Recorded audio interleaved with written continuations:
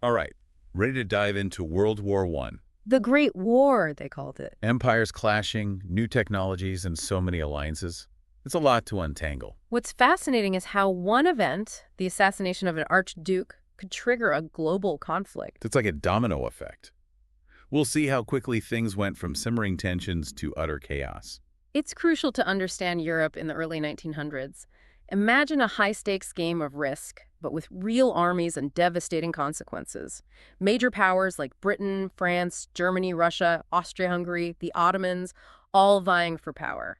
Colonies, resources, especially in Africa, were key. So everyone's flexing their muscles, eyeing each other suspiciously. Yeah. But how did it escalate to a world war? That's where the alliances come in. Think of it as a web of promises and obligations. Nations pledging to defend each other, even if they weren't directly involved at the start. You had the Triple Alliance, Germany, Austria-Hungary, and Italy, facing off against them, the Triple Entente, Britain, France, and Russia. Hold on. Italy was allied with Germany and France, Yeah. playing both sides. What was their strategy? Italy's a perfect example of how self-interest can outweigh loyalty.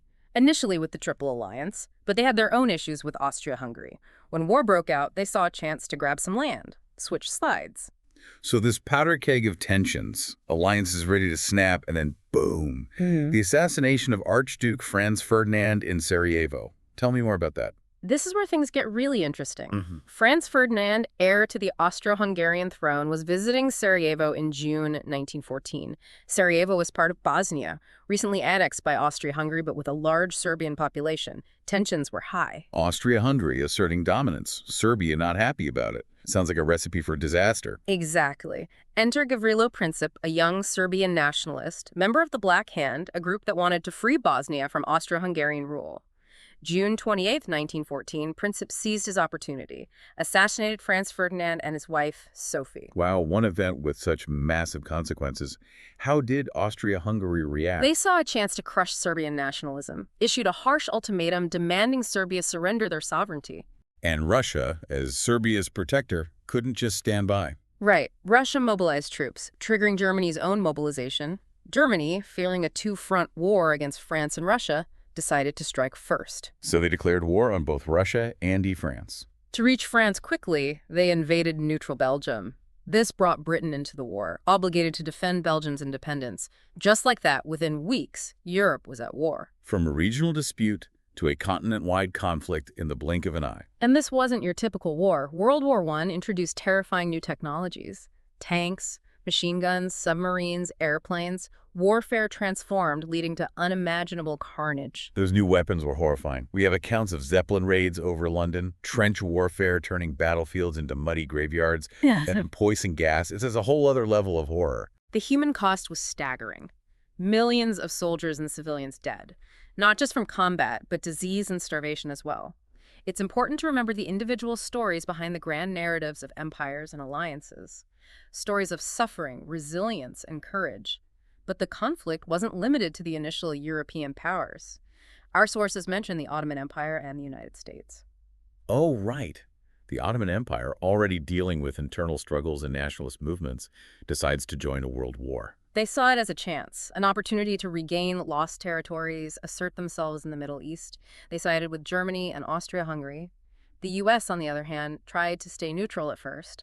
But a series of events, including the sinking of the Lusitania and the infamous Zimmermann telegram, pulled them in. Remind me about the Lusitania. In 1915, a German U-boat sank this British passenger liner. Over 1,000 people killed, including 128 Americans. This shifted American public opinion towards intervention. And the Zimmermann telegram sounds like a spy movie. It practically was. Early 1917, British intelligence intercepted a telegram from the German foreign minister. To their ambassador in Mexico, it proposed an alliance. Germany wanted Mexico to attack the U.S., reclaim lost territories in Texas, New Mexico, Arizona. Wow, bold move. Did Mexico take the bait? No. The British leaked the telegram to the American press. It caused a sensation, further inflamed anti-German sentiment in the U.S. So, the Lusitania, the Zimmermann telegram, Germany's unrestricted submarine warfare, those are the final straws. April 1917, the U.S. declared war on Germany, bringing their industrial and military might to the Allied side. This must have been a turning point. Absolutely. Fresh troops and resources boosted Allied morale, put immense pressure on the Central Powers. But before we get to the war's end, let's talk about a remarkable event, the Christmas Truce of 1914. I've heard of it. Hard to imagine during such a brutal war. A testament to the human spirit. Christmas Eve and Christmas Day 1914 along the Western Front. Soldiers from both sides spontaneously emerged from the trenches, exchanged gifts, sang carols, even played a game of football together. That's incredible. What sparked that camaraderie? No official truce, but the spirit of Christmas. Exhaustion from the war, a longing for peace. It transcended political and national divisions. Enemies became fellow human beings, if only for a moment. A powerful reminder that even in the darkest times, hope and compassion can shine through. Sadly, the truce was short-lived. The realities of war returned, soldiers forced back into the trenches. Then came another dramatic shift, the Russian Revolution. Russia imploded, right? What led to their collapse? By 1917, Russia was on the brink. Years of war depleted resources, fueled discontent. Food shortages, military defeats, the Tsar's perceived incompetence, all added to the anger and frustration. The perfect storm for revolution. And that's what happened. February 1917, protests and strikes forced Tsar Nicholas II to abdicate. A provisional government took over, promising to continue the war. I bet that wasn't popular. You're right, the war had exhausted the Russian people. This discontent opened the door for another revolution. October 1917, the Bolsheviks, led by Vladimir Lenin, seized power, promising peace, land, and bread. And that's when Russia finally exited the war. Exactly. One of the Bolsheviks' first acts was to sign a peace treaty with Germany, March 1918. Russia officially withdrew from World War I. A major victory for Germany, but a blow to the Allies. Even with Russia out, the war raged on. What happened next? Well, the final year was marked by intense fighting and heavy losses on both sides, but the tide was turning. The U.S. arrival bolstered the Allies, while Germany faced increasing pressure, a crumbling economy. Cracks in the German war machine. By the fall of 1918, Germany's allies were falling apart. Austria-Hungary, facing rebellions and defeats, signed an armistice with the Allies in November 1918. The Ottomans had already surrendered weeks earlier. With their allies collapsing, Germany isolated, facing defeat. What happened then? Dwindling resources, mutinies within their military, and impending Allied offensive, the German government had to seek an armistice. So the 11th hour, the 11th day, the 11th month of 1918, the guns fell silent. The war that had engulfed the world for over 4 years, claiming millions of lives, was finally over. But the story doesn't end there.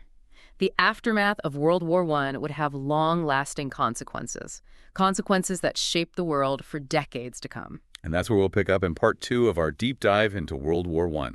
We'll explore the peace treaties, the redrawing of Europe, the legacy of this conflict. Stay tuned. Welcome back. We're diving into the aftermath of World War I. The guns fell silent in 1918, but the world was forever changed. Empires collapsing, new nations emerging.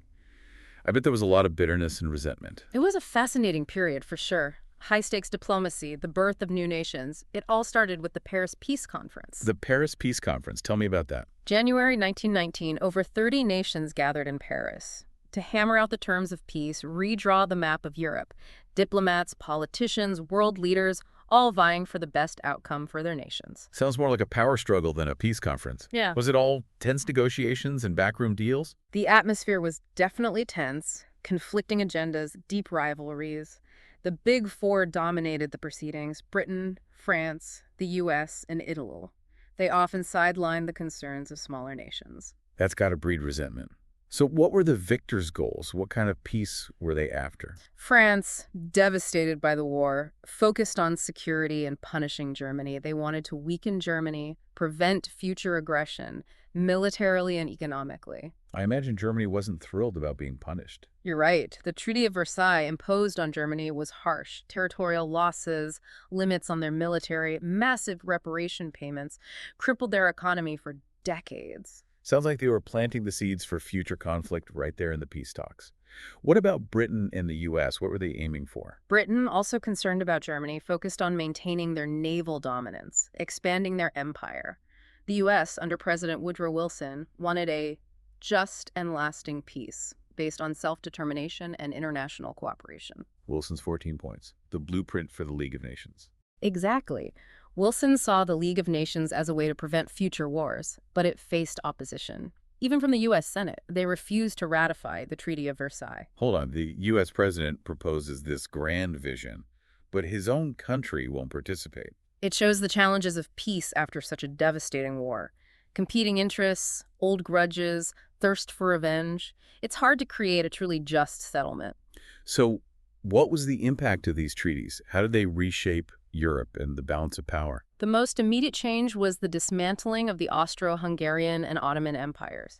Broken up, giving rise to new nation-states: Austria, Hungary, Czechoslovakia, Yugoslavia, Turkey, Syria, Iraq. A major shakeup.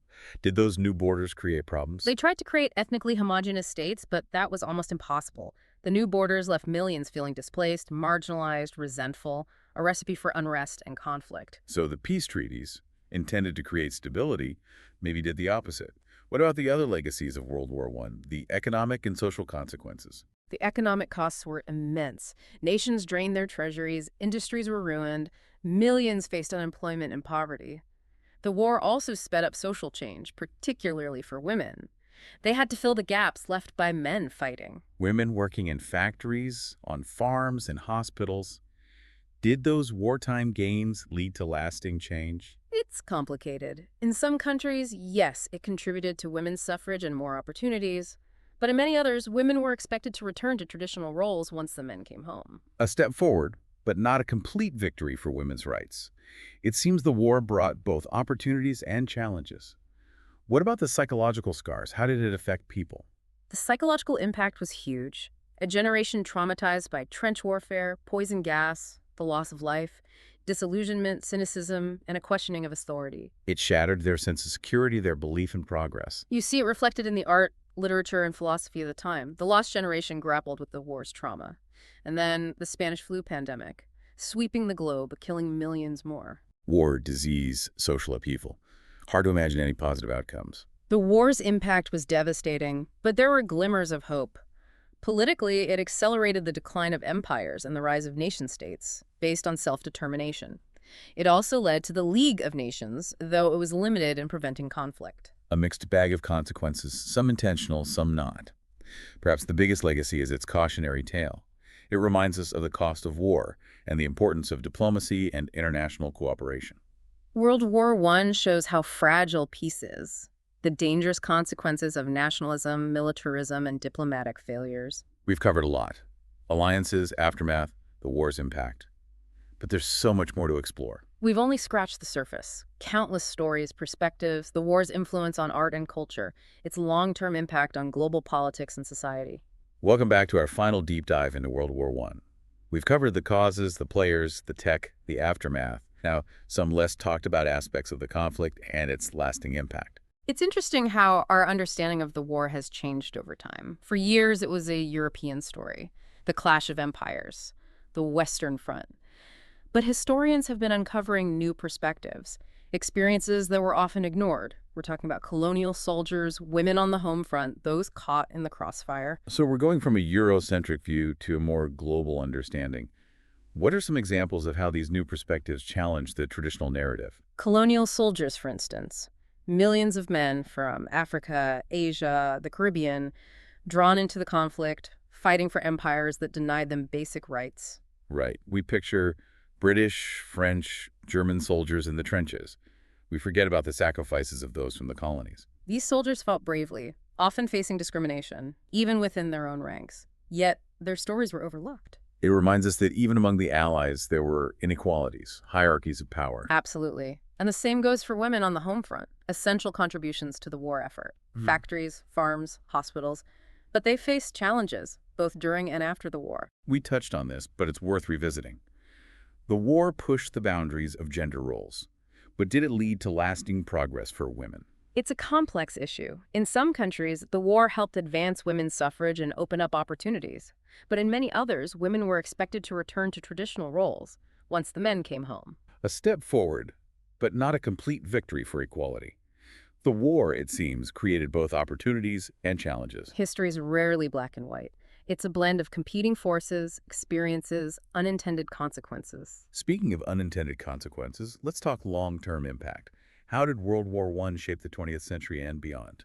World War I was a turning point. It reshaped geopolitics and had a lasting impact on economics, politics, and culture. What were some of the most significant consequences? Well, the economic devastation set the stage for the Great Depression. It also contributed to the rise of totalitarian ideologies, fascism and communism. People, desperate for stability, turned to extreme solutions. So the rise of figures like Hitler, Mussolini, Stalin. Exactly. And the Treaty of Versailles, with its harsh treatment of Germany, played a role in the rise of Nazism. The treaty's punitive measures fueled resentment, creating fertile ground for extremism. So the treaty meant to prevent future wars contributed to an even more devastating one. It's a cautionary tale about the dangers of seeking revenge, the importance of a just and lasting peace. But the legacy of World War I goes beyond totalitarian regimes. It also spurred technological innovation, changed military strategy, led to new international organizations. Like radar, jet engines, nuclear weapons, and the United Nations, a successor to the League of Nations. You got it. World War I was a catalyst for both destruction and innovation, steps backward and steps forward. It continues to shape our world, how we think about war, peace, the fragility of civilization. It's a sobering thought. It reminds us how important it is to study history, to learn from the past. As we wrap up our deep dive, I'm struck by the scale of the conflict, the loss of life, how it changed history's course. A fitting reflection. World War I was more than a European conflict. It was a global tragedy. Its legacies are still with us today. To our listeners, we hope this deep dive sparked your curiosity. There are so many stories to discover, perspectives to consider, lessons to be learned from the Great War. Keep exploring, keep questioning, keep the memory of those who lived, fought, and died in World War I alive. Thanks for joining us. We'll be back soon with another deep dive. Until then, keep those brains buzzing.